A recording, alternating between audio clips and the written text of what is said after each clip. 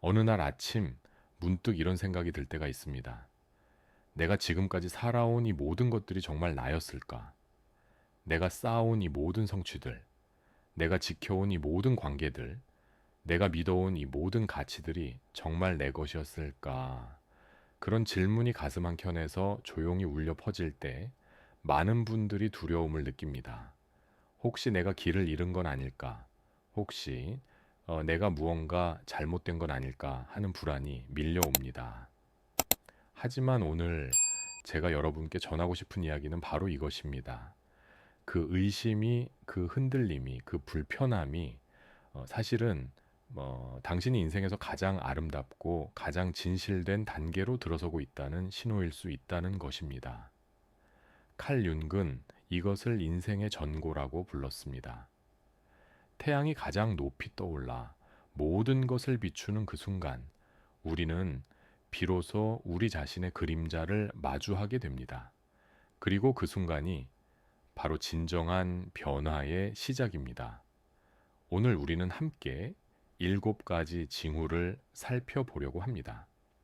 당신이 만약 이 징후들을 경험하고 있다면 축하드립니다. 당신은 지금 인생에서 가장 놀라운 여정의 문턱에 서 있는 것입니다. 첫 번째 징후는 이렇습니다. 당신이 그동안 당연하게 여겨온 것들이 갑자기 낯설게 느껴지기 시작합니다. 어렸을 때부터 부모님께 들어온 말들, 학교에서 배운 가치들, 사회가 좋다고 말해온 모든 것들이 어느 순간 더 이상 확신으로 다가오지 않습니다. 성공이란 무엇인가, 행복이란 무엇인가, 좋은 삶이란 무엇인가 하는 질문들이 마음속에서 끊임없이 떠오릅니다. 많은 분들이 이 단계에서 혼란을 느낍니다. 왜냐하면 우리는 평생 확실한 답을 찾도록 훈련받아왔기 때문입니다. 하지만 윤근 이렇게 말했습니다. 진정한 개성화의 과정은 의심에서 시작된다고. 우리가 물려받은 집단의식, 우리가 무비판적으로 받아들인 모든 신념들을 의심할 수 있을 때 비로소 우리는 우리 자신의 진실을 찾을 수 있습니다. 한국 사회는 특히나 집단의 기준이 강한 곳입니다. 어느 대학을 나왔는지, 어떤 직장에 다니는지, 얼마나 벌고 있는지, 결혼은 했는지, 아이는 있는지, 이런 것들이 당신이라는 사람을 평가하는 잣대가 되어 왔습니다. 그런데 어느 순간 당신은 이런 질문들이 더 이상 당신의 본질을 건드리지 못한다는 것을 느끼기 시작합니다. 그것들이 중요하지 않다는 게 아닙니다. 다만 그것들이 당신의 전부가 아니라는 것을 당신 안에는 훨씬 더 깊고 넓은 무언가가 있다는 것을 알아차리게 되는 것입니다. 이것은 혼란이 아닙니다. 이것은 각성입니다. 당신이 지금까지 입었던 옷이 더 이상 맞지 않는다는 것을 알아차린 것입니다. 그리고 이제 당신은 당신만의 옷을 짜기 시작할 준비가 된 것입니다. 두 번째 징후는 이렇게 나타납니다. 당신이 그동안 중요하다고 생각했던 것들이 갑자기 그 빛을 잃어버립니다. 승진이나 연봉 인상이 예전만큼 기쁘지 않습니다. 다른 사람들의 인정이나 칭찬이 예전만큼 당신을 채워주지 못합니다. 명품 가방이나 비싼 차가 더 이상 당신의 가치를 증명해 주는 것 같지 않습니다. 많은 분들이 이 단계에서 자신이 무기력해진 건 아닌가, 의욕을 잃은 건 아닌가 걱정합니다. 하지만 그것은 정반대입니다. 당신은 무기력해진 게 아니라 더 깨어난 것입니다. 융은 인생의 전반부와 후반부를 구분했습니다. 인생의 전반부에서 우리는 외부 세계를 정복하는 데 집중합니다. 좋은 학교에 들어가고, 좋은 직장을 얻고, 돈을 벌고, 가정을 꾸리고, 사회적 지위를 얻는 것이 목표입니다. 이것은 자연스럽고 필요한 과정입니다. 하지만 인생의 후반부에 접어들면서 우리 안에 무언가가 방향을 바꿉니다. 이제 중요한 것은 바깥의 성취가 아니라 안의 완성입니다. 이제 중요한 것은 얼마나 많이 가졌느냐가 아니라 얼마나 진실하게 살고 있느냐입니다. 한국의 많은 중장년 여성분들이 이 전환기를 특히 강렬하게 경험합니다. 자녀를 키우는데 온 힘을 쏟았고, 가정을 돌보는데 자신을 희생했고, 그렇게 살아온 세월이 20년, 30년이 흐른 어느 날, 문득 이런 질문이 찾아옵니다. 나는 누구인가? 엄마도 아내도 며느리도 아닌 그냥 나는 누구인가? 이 질문 앞에서 두려워하지 마십시오. 이 질문이야말로 당신이 진정한 자신을 만날 수 있는 가장 귀한 문입니다. 당신이 지금까지 헌신했던 모든 역할들이 의미 없다는 게 아닙니다. 다만 이제는 그 역할들 너머에 있는 당신 자신을 만날 시간이라는 것입니다. 세 번째 징후는 직관의 목소리가 점점 더 명료해진다는 것입니다. 예전에는 모든 결정을 머리로 했습니다. 이것이 합리적인가? 이것이 안전한가? 이것이 다른 사람들이 보기에 괜찮은가를 따졌습니다. 하지만 어느 순간부터 당신 안에서 다른 목소리가 들리기 시작합니다. 그것은 논리로 설명할 수 없지만 분명히 옳다고 느껴지는 목소리입니다. 한 여성분의 이야기를 들어보겠습니다. 그분은 50대 중반에 갑자기 자신이 평생 하고 싶었던 도예를 배우고 싶다는 강한 충동을 느꼈습니다. 주변 사람들은 걱정했습니다. 이제 와서 새로운 걸 배워서 뭐 하냐고 그냥 편하게 살지 왜 고생이냐고 말했습니다. 하지만 그분의 가슴 깊은 곳에서는 계속해서 그 목소리가 들려왔습니다. 해야 한다고, 지금이 아니면 안 된다고, 이것이 바로 내가 찾던 것이라고 말하는 목소리였습니다. 그분은 그 직관을 따랐습니다. 그리고 놀랍게도 흙을 만지는 순간 50년 넘게 잃어버렸던 자신의 일부를 되찾은 것 같은 느낌을 받았다고 합니다. 그것은 단순히 새로운 취미를 갖게 된 것이 아니었습니다. 그것은 오랫동안 묻혀있던 자신의 영혼과 다시 만나는 경험이었습니다. 어떤 선택 앞에서 머리는 예스라고 하지만 가슴은 노라고 말합니다. 또는 그 반대입니다. 그리고 놀라운 것은 당신이 그 직관을 따랐을 때 삶이 더 자연스럽게 흘러간다는 것입니다. 융은 우리 안에 의식과 무의식이 있다고 했습니다. 의식은 우리가 알고 있는 자아, 우리가 통제할 수 있다고 생각하는 부분입니다. 하지만 무의식은 훨씬 더 크고 깊은 영역입니다. 그곳에는 우리의 진정한 지혜가, 우리의 본능이, 우리의 영혼이 살고 있습니다. 직관은 바로 이 무의식으로부터 오는 메시지입니다. 우리가 인생의 전반부에는 의식을 발달시키는 데 집중했다면 후반부에는 무의식과의 대화를 배워야 합니다. 그것이 바로 개성화의 핵심입니다. 한국 문화는 전통적으로 이성과 질서를 중시해 왔습니다. 감정을 드러내는 것, 직관을 따르는 것은 때로 유약함이나 비논리적인 것으로 여겨졌습니다. 특히 여성들은 자신의 직관을 무시하도록 훈련받아 왔습니다. 대신 아버지의 조언을, 남편의 의견을, 사회의 기준을 따르라고 배웠습니다. 하지만 이제 당신은 다르게 느끼기 시작합니다. 당신 안의 목소리가 어느 누구의 목소리보다 정확하다는 것을 알게 됩니다. 어떤 사람을 만났을 때 말은 다 좋은데 무언가 불편한 느낌이 드는 경험을 해본 적이 있으신가요? 그것이 바로 직관입니다. 어떤 결정을 앞두고 모든 조건은 완벽한데 마음 한 구석이 편하지 않은 경험을 해본 적이 있으신가요? 그것도 직관입니다. 이제 당신은 그 목소리를 무시하지 않습니다.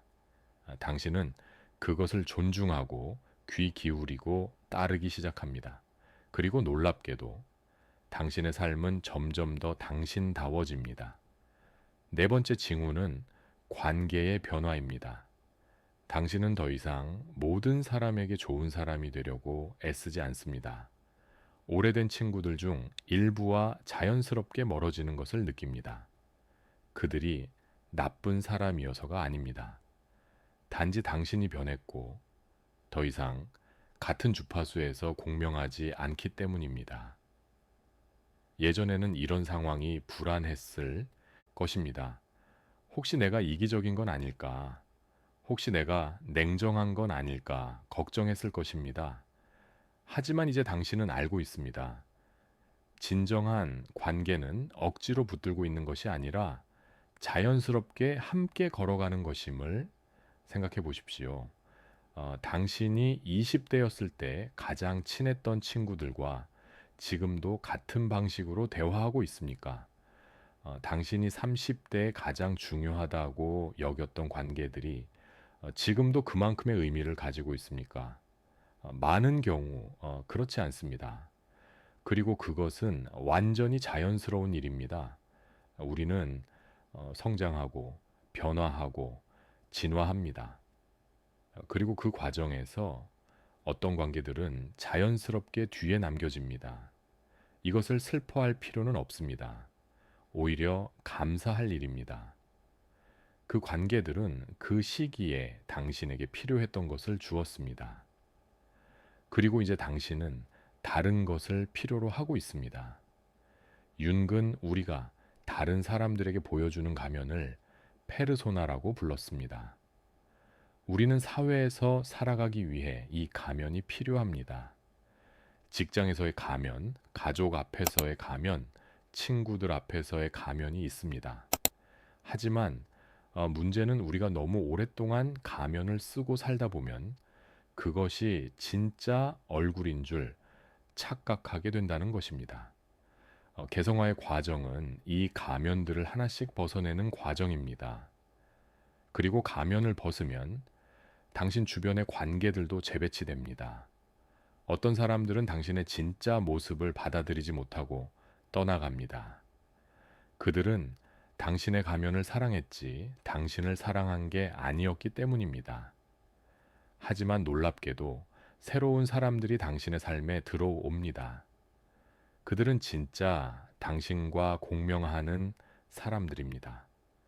한국 사회에서 관계는 매우 복잡한 의무와 기대로 얽혀 있습니다. 학연, 지연, 혈연이라는 말이 있듯이 우리는 태어날 때부터 수많은 관계의 그물 안에 놓입니다. 그리고 그 관계들을 유지하는 것이 미덕으로 여겨집니다. 하지만 때로는 그 관계들이 우리를 질식시킵니다. 우리는 진짜 우리 자신이 아닌 그들이 원하는 모습으로 살게 됩니다. 이제 당신은 다르게 선택합니다. 당신은 의무감이 아니라 진심으로 관계를 맺기 시작합니다. 누군가가 당신에게 에너지를 빼앗아 간다면 당신은 그 관계의 경계를 설정합니다. 누군가가 당신의 진실을 존중하지 않는다면 당신은 그 관계를 정리합니다. 이것은 이기심이 아닙니다. 이것은 자기 존중입니다. 그리고 자기를 존중할 줄 아는 사람만이 다른 사람을 진정으로 사랑할 수 있습니다. 다섯 번째 징후는 고독에 대한 태도가 바뀐다는 것입니다. 예전에는 혼자 있는 것이 두려웠습니다. 외로움이 밀려왔고 무언가 잘못된 것 같은 느낌이 들었습니다. 그래서 끊임없이 사람들을 만나고 약속을 잡고 텔레비전을 보고 핸드폰을 들여다보며 그 공허함을 채우려고 했습니다. 하지만 이제 당신은 혼자 있는 시간을 갈망합니다. 아니, 혼자라는 표현조차 정확하지 않습니다. 당신은 이제 홀로 있을 때 진정으로 자신과 함께 있다는 것을 알기 때문입니다. 고요 속에서 당신은 자신의 내면을 듣습니다. 산책을 하며, 차를 마시며, 그냥 창밖을 바라보며, 당신은 당신 안의 깊은 곳과 대화합니다. 서울의 북한산을 걷는 한 여성의 모습을 떠올려 봅니다. 그분은 매주 일요일 아침 혼자 산을 오릅니다. 처음에는 주변 사람들이 의아해 했습니다. 왜 혼자 가냐고 등산 동호회라도 들어가지 그러냐고 물었습니다. 하지만 그분은 말합니다. 그 시간만큼은 아무도 자신에게 무언가를 요구하지 않는다고. 엄마도 아내도 며느리도 직장인도 아닌 그냥 자기 자신일 수 있다고. 나무들과 바람과 자신의 숨소리만이 있는 그 시간 속에서 그분은 비로소 자신이 누구인지 느낄 수 있다고 합니다. 이것이 바로 진정한 고독의 의미입니다. 그것은 외로움이 아닙니다. 그것은 자기 자신과의 데이트입니다. 자기 자신과의 깊은 대화입니다. 자기 자신과의 화해입니다. 윤근 개성화가 고독한 여정이라고 말했습니다. 왜냐하면 그것은 누구도 대신해 줄 수 없는 오직 당신만이 걸어갈 수 있는 길이기 때문입니다. 다른 사람들이 당신에게 조언을 줄 수 있고 책이 당신에게 영감을 줄 수 있지만 결국 당신의 진실을 발견하는 것은 오직 당신만이 할 수 있습니다. 그리고 그 발견은 고요 속에서 일어납니다. 한국의 현대 생활은 너무나 바쁩니다. 아침부터 밤까지 끊임없이 무언가를 해야 하고 누군가와 연결되어 있어야 하고 생산적이어야 합니다. 쉬는 것은 게으른 것으로 여겨지고 혼자 있는 것은 외로운 것으로 여겨집니다. 하지만 진정한 지혜는 바쁨 속에서가 아니라 고요 속에서 찾아옵니다. 진정한 힘은 끊임없는 활동 속에서가 아니라 깊은 휴식 속에서 생겨납니다. 당신이 이제 고독을 두려워하지 않는다면, 오히려 그것을 소중히 여긴다면, 그것은 당신이 성숙해졌다는 신호입니다.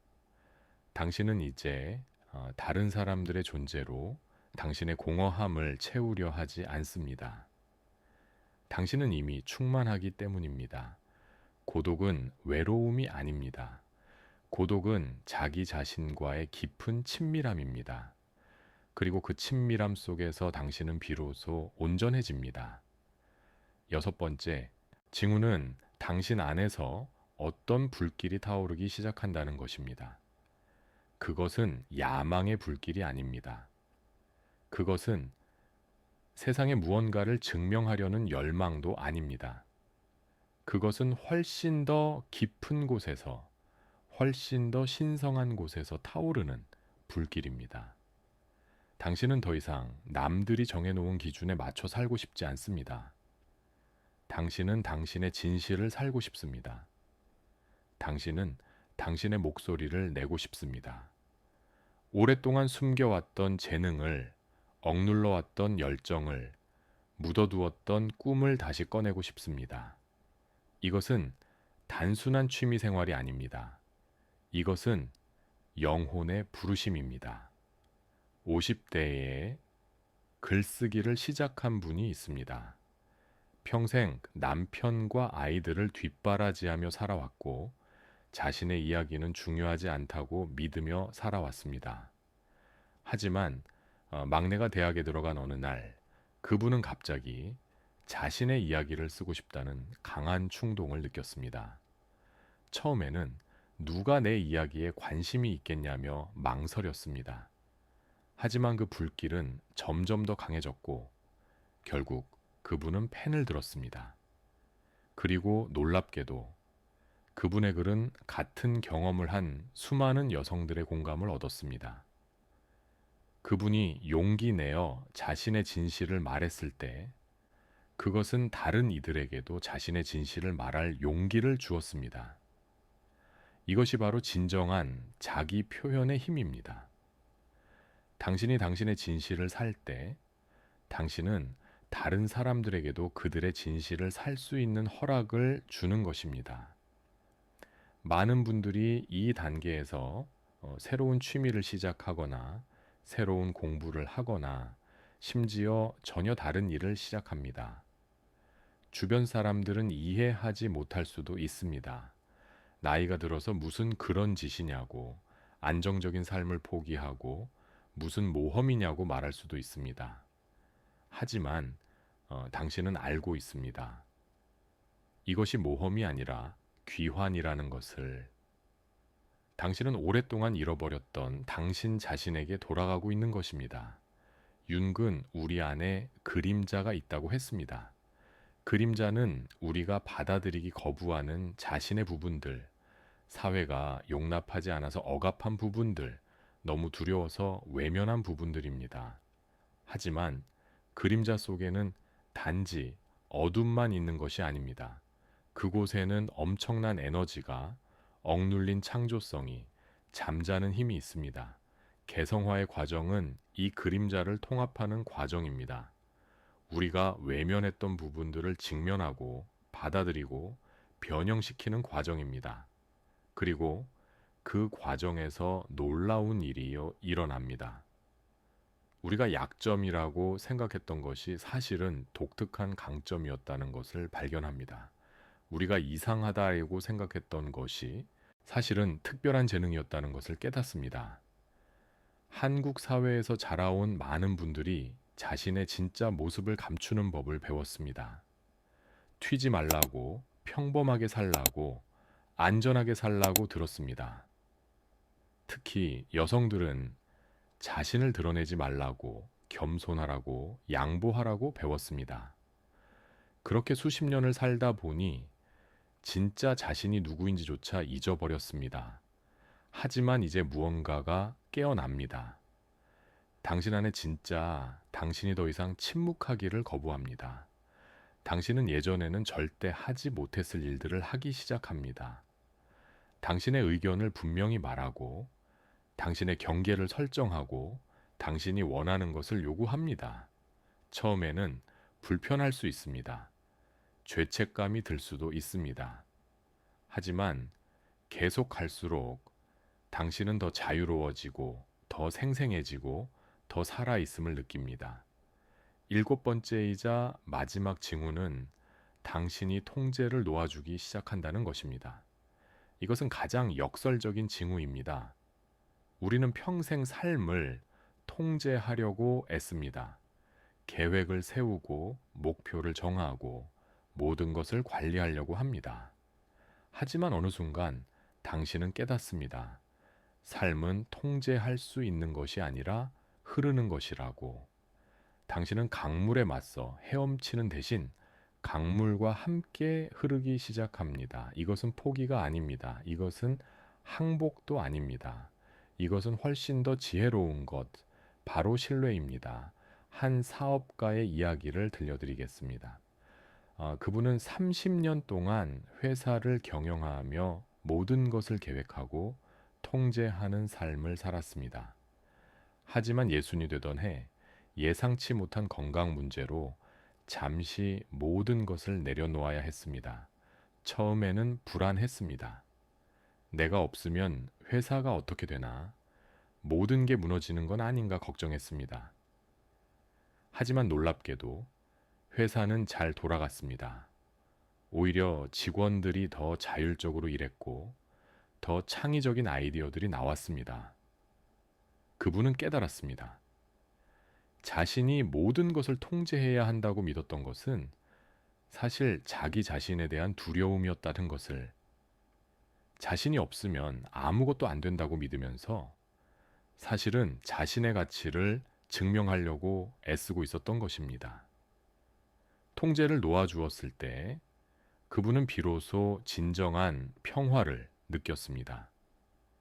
모든 것이 제자리를 찾아간다는 것을, 삶에는 자체의 지혜가 있다는 것을 알게 되었습니다. 당신은 삶이 당신을 어디론가 데려가고 있다는 것을 믿기 시작합니다. 당신은 모든 일이 완벽하게 맞아떨어지지 않아도 괜찮다는 것을 알게 됩니다. 당신은 실패나 좌절도 당신을 가르치기 위해 온 스승이라는 것을 이해합니다. 융은 자기 셀프라는 개념을 말했습니다. 자기는 우리의 작은 자에고를 넘어서는 더 큰 전체성입니다. 그것은 우리 안에 있으면서 동시에 우리를 넘어서는 무언가입니다. 어떤 사람들은 그것을 신이라고 부르고, 어떤 사람들은 우주라고 부르고, 어떤 사람들은 도라고 부릅니다. 이름이 무엇이든 중요한 것은 우리가 혼자가 아니라는 것, 우리가 더 큰 무언가의 일부라는 것을 깨닫는 것입니다. 그리고 그 깨달음은 엄청난 평화를 가져다 줍니다. 당신은 더 이상 모든 것을 혼자 짊어지려고 하지 않습니다. 당신은 더 큰 흐름에 자신을 맡깁니다.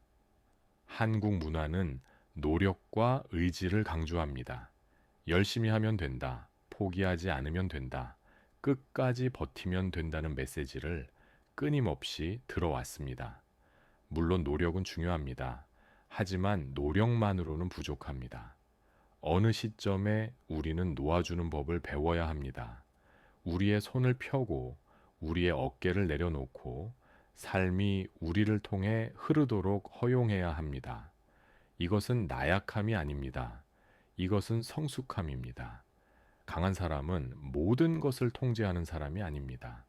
강한 사람은 통제하지 않고도 괜찮은 사람입니다. 당신이 이제 완벽을 추구하지 않고 결과에 집착하지 않고 삶의 예측 불가능함을 받아들일 수 있다면 당신은 진정한 자유에 도달한 것입니다. 그리고 그 자유 속에서 역설적으로 모든 것이 더 잘 흘러가기 시작합니다. 이 7가지 징후를 살펴보면서 어떤 것들이 당신에게 익숙하게 느껴지셨나요? 어쩌면 하나나 둘 정도일 수도 있고, 어쩌면 모든 것이 지금 당신이 경험하고 있는 것일 수도 있습니다. 중요한 것은 이것입니다. 이 징후들이 나타난다는 것은 당신이 문제가 있다는 게 아니라 오히려 당신이 깨어나고 있다는 것입니다. 당신은 지금까지 살아온 방식이 더 이상 작동하지 않는다는 것을 느끼고 있습니다. 그리고 그것은 좋은 신호입니다. 왜냐하면 그것은 당신이 더 깊은 곳으로, 더 진실한 곳으로 나아갈 준비가 되었다는 뜻이기 때문입니다. 윤근 인생의 후반부를 영혼의 시간이라고 불렀습니다. 우리가 젊을 때는 세상을 정복하느라 바쁩니다. 우리는 무언가를 이루고 무언가를 얻고 무언가가 되려고 애씁니다. 하지만 어느 시점에 우리는 깨닫습니다. 진짜 질문은 내가 무엇을 이루었는가가 아니라 내가 누구인가라는 것을, 진짜 여정은 바깥으로의 탐험이 아니라 안으로의 탐험이라는 것을, 그리고 그 안으로의 여정이 시작될 때 우리는 비로소 삶의 가장 아름다운 단계에 들어섭니다. 많은 분들이 나이가 들면서 뭔가 잃어버린다고 생각합니다. 젊음을 잃고 에너지를 잃고 기회를 잃는다고 생각합니다. 하지만 진실은 정반대입니다. 나이가 들면서 우리는 더 많은 것을 얻습니다. 우리는 지혜를 얻고 깊이를 얻고 자유를 얻습니다. 우리는 더 이상 다른 사람들의 기대에 맞춰 살 필요가 없습니다. 우리는 더 이상 완벽해 보이려고 애쓸 필요가 없습니다. 우리는 그냥 우리 자신일 수 있습니다. 그리고 그것이 가장 큰 선물입니다. 한국의 중장년 여성분들은 특히 이 전환기를 어렵게 경험하시는 경우가 많습니다. 평생을 다른 사람들을 위해 살아왔기 때문에 이제 나를 위해 산다는 것이 어색하고 심지어 죄책감마저 듭니다. 하지만 들어보십시오. 당신이 당신 자신을 사랑하고 돌보는 것은 이기적인 것이 아닙니다. 오히려 그것이야말로 당신이 다른 사람들에게 줄 수 있는 가장 큰 선물입니다. 왜냐하면 텅 빈 그릇으로는 아무것도 나눠줄 수 없기 때문입니다. 당신이 먼저 채워져야 합니다. 당신이 먼저 행복해야 합니다. 당신이 먼저 온전해야 합니다. 그래야 당신은 진정으로 다른 사람들을 사랑할 수 있습니다. 융의 개성화 이론은 단지 심리학 이론이 아닙니다. 그것은 삶을 사는 방식입니다. 그것은 우리가 태어날 때 가지고 온 씨앗을 완전히 꽃피우는 과정입니다. 우리는 모두 고유합니다. 세상에 당신과 똑같은 사람은 없습니다. 당신의 지문이 유일하듯이 당신의 영혼도 유일합니다. 그리고 당신이 해야 할 가장 중요한 일은 바로 그 유일함을 온전히 표현하는 것입니다. 다른 누군가처럼 되려고 하지 마십시오. 이미 그 사람은 있습니다. 당신은 당신이 되어야 합니다. 그리고 그것이 바로 이 세상이 당신에게 바라는 것입니다. 이 여정이 항상 편하지만은 않을 것입니다. 때로는 외롭고, 때로는 불안하고, 때로는 모든 것을 의심하게 될 것입니다. 어떤 날은 한 걸음 앞으로 나아간 것 같다가도 다음 날은 두 걸음 뒤로 물러선 것 같은 느낌이 들 것입니다. 그것이 정상입니다. 변화는 직선이 아닙니다. 변화는 나선형입니다. 당신은 같은 문제를 다시 마주하는 것 같지만 사실은 더 높은 차원에서 그것을 보고 있는 것입니다. 윤근 이것을 나선형 상승이라고 불렀습니다. 우리는 같은 자리를 도는 것처럼 보이지만 사실은 매번 조금씩 더 높이 올라가고 있습니다. 중요한 것은 멈추지 않는 것입니다. 당신이 느리게 가더라도, 당신이 때로 주저앉더라도 괜찮습니다. 다시 일어서서 한 걸음 더 나아가면 됩니다. 이 길은 경주가 아닙니다. 이 길은 순례입니다. 목적지가 중요한 것이 아니라 여정 그 자체가 중요합니다. 하지만 계속 걸어가십시오. 왜냐하면 그 끝에 있는 것은 당신이 평생 찾아온 것, 바로 집으로 돌아가는 길이기 때문입니다. 그 집은 어느 장소가 아닙니다. 그 집은 바로 당신 자신입니다. 당신의 진실된 자기, 당신의 온전한 자기, 어떤 가면도 쓰지 않은 순수한 당신입니다. 그리고 그곳에 도달했을 때 당신은 알게 될 것입니다. 당신이 찾던 평화가, 당신이 갈망하던 행복이, 당신이 추구하던 의미가 사실은 늘 당신 안에 있었다는 것을, 당신은 단지 그것을 잊고 있었을 뿐입니다. 이제 당신은 기억하고 있습니다. 그리고 그 기억과 함께 당신의 인생에서 가장 아름다운 장이 시작됩니다. 이 7가지 징후는 단순히 체크리스트가 아닙니다. 그것은 초대입니다. 당신을 더 깊은 곳으로, 더 진실한 곳으로, 더 자유로운 곳으로 초대하는 신호입니다. 그리고 당신이 그 초대를 받아들인다면, 당신이 그 여정을 시작한다면, 당신은 결코 후회하지 않을 것입니다. 왜냐하면 그 여정의 끝에서 당신이 발견할 것은 바로 당신 자신, 그 누구도 아닌 오직 당신만이 될 수 있는 바로 그 사람이기 때문입니다. 오늘 이 순간 당신이 어디에 있든 무엇을 하고 있든 잠시 멈추고 자신에게 물어보십시오. 나는 지금 진짜 나로 살고 있는가? 나는 지금 내 영혼의 목소리를 듣고 있는가? 나는 지금 내가 원하는 삶을 살고 있는가?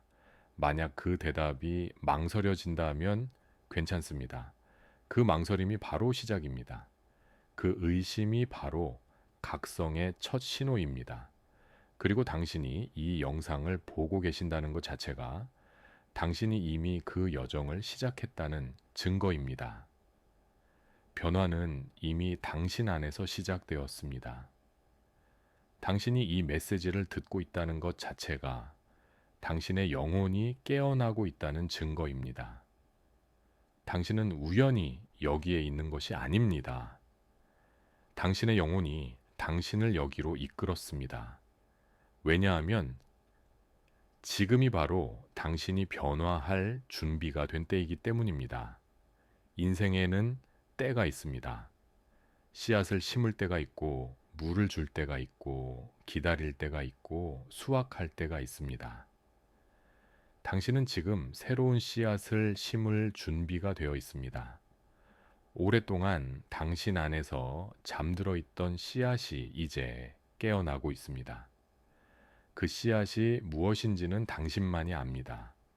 그것은 어떤 사람에게는 예술일 수도 있고, 어떤 사람에게는 봉사일 수도 있고, 어떤 사람에게는 단순히 자기 자신을 사랑하는 법을 배우는 것일 수도 있습니다.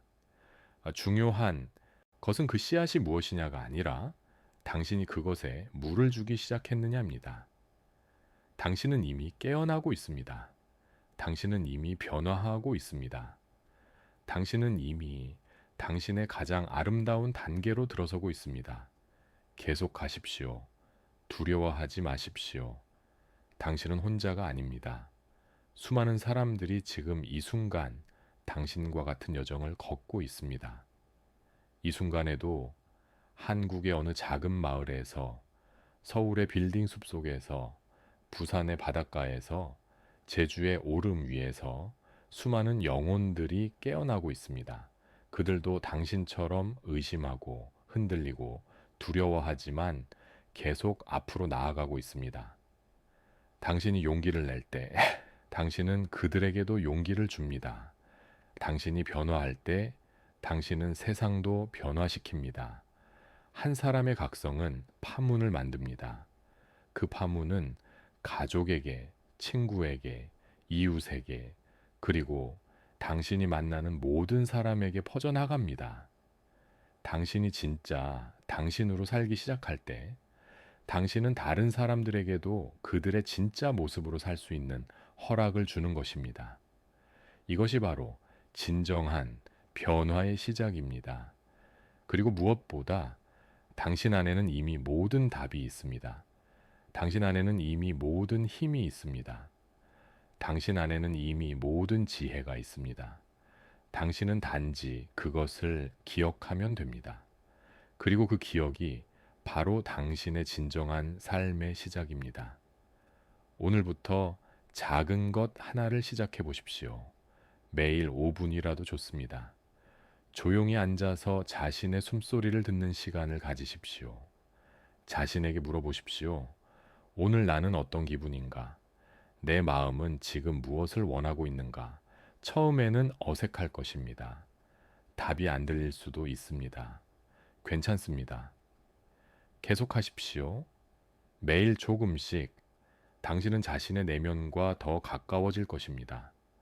그리고 어느 날 당신은 놀라운 사실을 발견할 것입니다. 당신이 그토록 찾아 헤매던 답이 늘 당신 안에 있었다는 것을. 이 여정은 멀리 가는 것이 아닙니다. 이 여정은 집으로 돌아가는 것입니다. 당신의 진짜 집, 당신의 영혼이 사는 그곳으로 돌아가는 것입니다.